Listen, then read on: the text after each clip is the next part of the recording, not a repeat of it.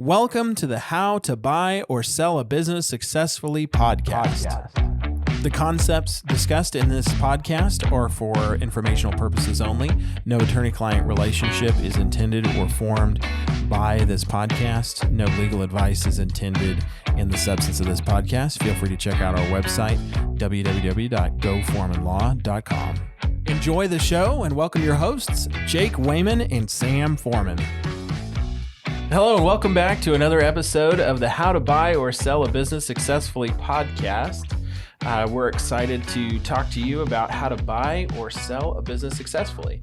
We're currently in an initial series of 12 episodes, providing an overview of how deals work and covering some key concepts that you will encounter on your deal. On our last episode, we talked about understanding the buyer's priorities, what kind of motivates them, their risks, their values. And today we're going to tackle the same topic, but from the seller's perspective.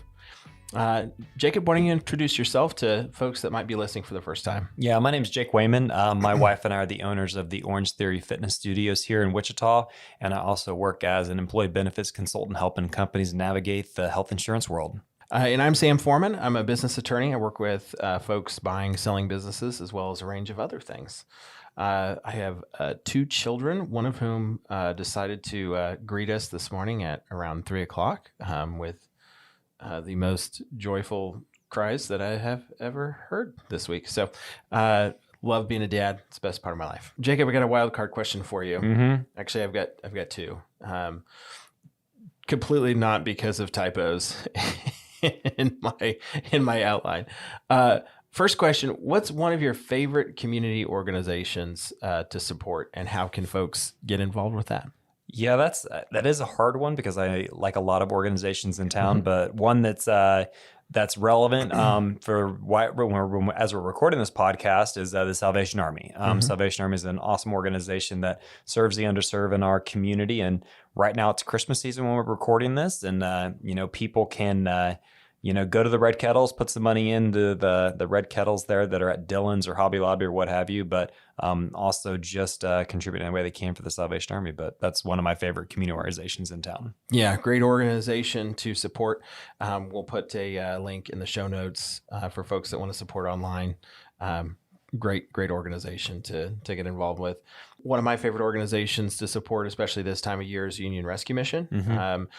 You can support them financially, but also, if you've got, old clothes or books or whatever that you're looking to get rid of, here in the Wichita area, they're always looking for donations, for the folks that they serve there, in the homeless population. And certainly whatever community you're listening to, please engage with those groups, wherever you're at.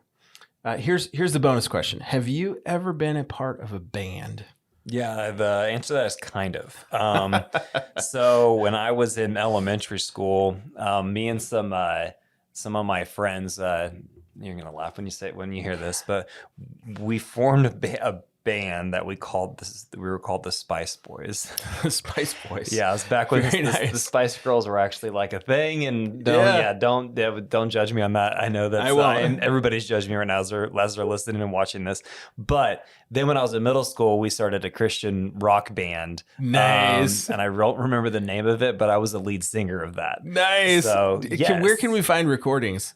You can't, because there was no such thing as cell phones at that point. Can I reach out to your mom? Would your mom have There's a possibility, but I think we've burned those since then. So yeah. All right. Well, before my voice changed. The search continues, America. If you're interested in finding the lost tapes for the Spice Boys, or what was the name of the Christian rock band? We can't remember. It was that good. Or if you're looking for recordings of We Can't Remember, it was that good. Wait, no, that wasn't the title, was it? Yeah. If you find any, please send it to me and I won't pay top dollar. All right. Well, let's talk about understanding the seller's priorities. And we're going to talk about two aspects of this, talk about the value, talk about the risk, and then we'll talk about some practical tips on things. So from a value perspective, obviously sellers are going to be interested in what is the cash sales price. What are they actually walking away at closing from the deal. But then they're also going to be interested in the total sales price. Not every deal has 100% of the purchase price getting paid at closing. And sometimes the seller will finance a piece, or there'll be a contingent payment. So, hey, if we hit this mile marker, we'll pay this amount after closing, or it'll just be due at a different time. And so both of those are important to track with. But there's also legacy. And I know you've seen that at times, in your business interactions, is that there's just all kinds of things that are important to sellers that aren't, that don't have a dollar sign on them. Yeah. And a lot of people think that their business is worth X when it's really probably worth Y when they're looking at it. And, when you're talking about the cash and the total sales price, it's in knowing, I think going in there and having that understanding between the buyer and the seller of how is it going to be financed, because sometimes sellers may want, I want it cut and dry. I want my check. I want to get out. I'm ready to be gone. But the buyer may want them to be involved in a lot of different ways too. So I think having those conversations early to know what the seller's priority is as a buyer. Yeah. Yeah. And that can mesh with the buyer's priorities if the buyer's concerned about continuity of the business. How are things going to integrate on the post-closing time frame? Having some amount that's, keeps the seller motivated can be really important. We frequently see folks where, they've spent their entire lives building a business, and it's not just another investment. It's not just, some financial decision, although that's an important aspect of it, but it's really a part of who they are. It's a part of their identity. It's their baby. And understanding that, I think is really important, because it can help you as a buyer be more thoughtful, more intentional in terms of how you approach the deal. I think another aspect is ongoing business relationships. A lot of active business owners, when they're on the sell side, they're thinking about, how is this going to impact the people that I work with? Whether it's my employees, whether it's, my vendors, my customers, is this going to be good for all of these people that I care about that have helped me get to this point? And so understanding where does that rank on the seller's scorecard can help you as a buyer figure out how to really approach that, structure your deal in a way that focuses on what's at the top of their scorecard. Sometimes it's, the seller's looking for, if it's an owner of the business, they're looking for ongoing employment. They want to get out of running the business, and they just want to be an employee now. They're ready to stop dealing with all the day-to-day, and that's part of the value that they get out of the deal is, just going on being an employee. And then tax planning is always important. By the time folks are probably listening to this, they're probably thinking about a lot of tax planning. Yeah. And that is always good. Please talk to your tax advisor often. They'll like it, and so will you, probably. But tax planning is really important. The structure of the deal can really impact things. It doesn't do me a lot of good to have a sales price that's paid at closing if I don't get to keep any of it. And at closing, a lot of times sellers are paying off debt. They're paying off other liabilities. They're keeping reserves for various expenses. And then they've got tax obligations. And so, you as a seller, as you're figuring out what's most important to you and how to rank those priorities, need to be aware, of course, of what are the tax implications, and, doing some math about what am I actually walking away with to see if it really, really works. But then, from a buyer's perspective and being a good deal partner, if you know what that looks like for your counterpart, you can have a better understanding of how they're going to react to changes in certain things. One, it gives some negotiation ability on the buyer's side. If there's some certain things that need to get done by this date for tax planning purposes, and they can, there's other ways to strike a deal to get things a better deal for both sides. Let's talk about risk now. We talked about sellers providing some financing for the deal. Basically saying, hey, I'm going to sell the business for $1 million for easy numbers, and 800 of it's going to be paid at closing, and 200 is going to be a promissory note that the buyer is going to give to the seller. How does that, from a buyer or from a seller perspective, how does that add risk for them? Well, you're still attached to the business, and you are, now you're at the mercy of them performing in that business. And sometimes, you are no longer the captain of the ship, but yet you're still attached to the ship. when it does on the seller financing, and it puts your dollars at risk too in that place. I mean, it's a good benefit because at some point to both buyers, because a buyer, they may get a better interest rate than they would through a financial institution by doing that, and so there could be a good way to get a deal done that way. But there's a lot of risk that can come into play, but a lot of benefit too. Yep. And another risk to think about is, what are the relational or legal risks with co-owners for sellers?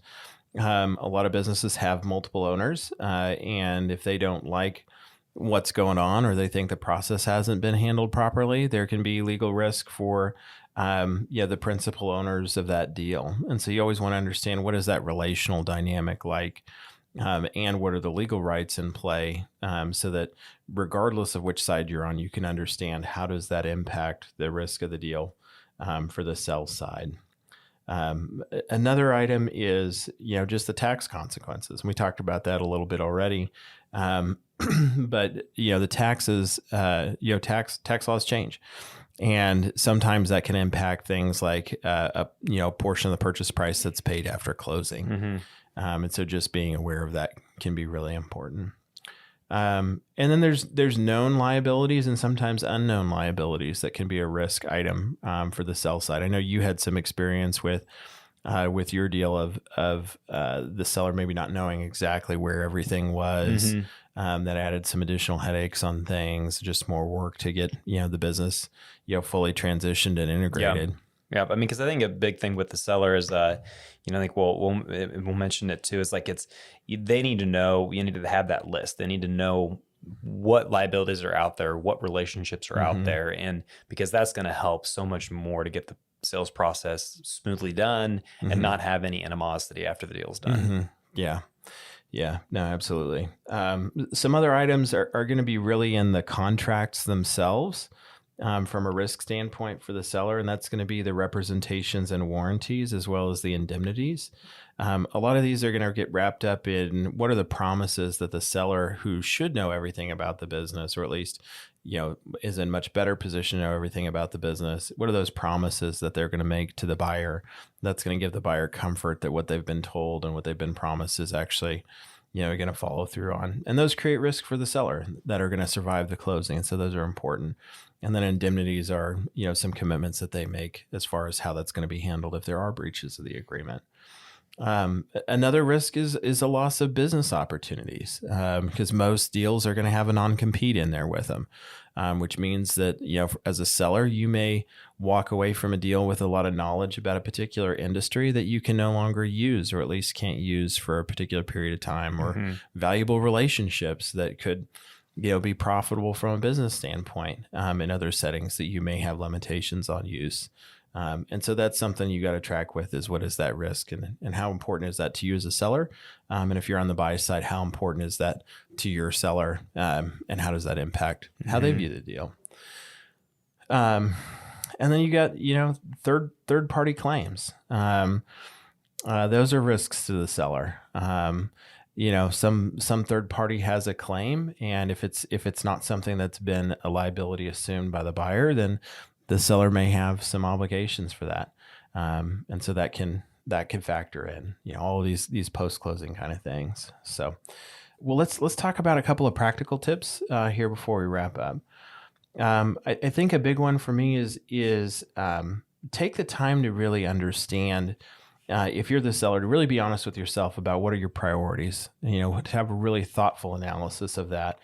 And if you're on the buy side, make sure you take that time to understand, where the seller is coming at things from. What are the top couple of items on their scorecard as they think about the deal? And especially take time to understand, their non-financial priorities and concerns, because those are always relevant. The numbers are easy because they're quantifiable, or I shouldn't say they're easy. The numbers are often very hard. But the numbers are very tangible, very objective, and we can kind of draw circles around them fairly easily. But when it comes to things like relational considerations, legacy, aspects of people's personal identity, understanding those really well and paying attention to those in the process can be really productive. I think one of the things that I think you're particularly good at is taking time to really build that relationship and listen to folks. Why don't you talk to us a little bit about that? Yeah, and I mean, I've never been on the seller side of it, but I think what you find is when you're building the relationships early, you're able to uncover a lot of these issues that we've talked about. Instead of it, you're getting all the way to the 12th hour to get this deal done, and all of a sudden, all these new things come out because there was not that relationship that was established. Because if you have a more transparent relationship between the buyer and the seller, understanding what each of your priorities are, a lot of these things that could come up that could kill a deal, you're talking about them early so you can save the deal and make sure that it gets done. So I really think that more trust, more transparency, equals, a better deal for all sides of it too. Yeah. People aren't mind readers most of the time. And if you're a mind reader, I'm definitely thinking about all the Christmas candy I'm not eating this year. So, but people aren't mind readers.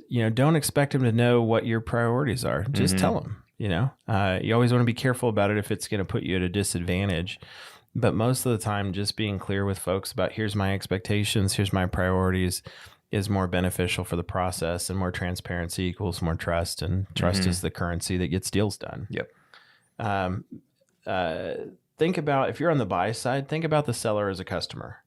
This is kind of the same advice for a buyer. Think about, or as a seller thinking about the buyer as a customer. You want to exchange something with the other party. Figure out how they make decisions, what's important to them, and go make them happy. I think that's a good approach to it. So, and get key risks on the table quickly. Just like you were talking about with transparency, with trust.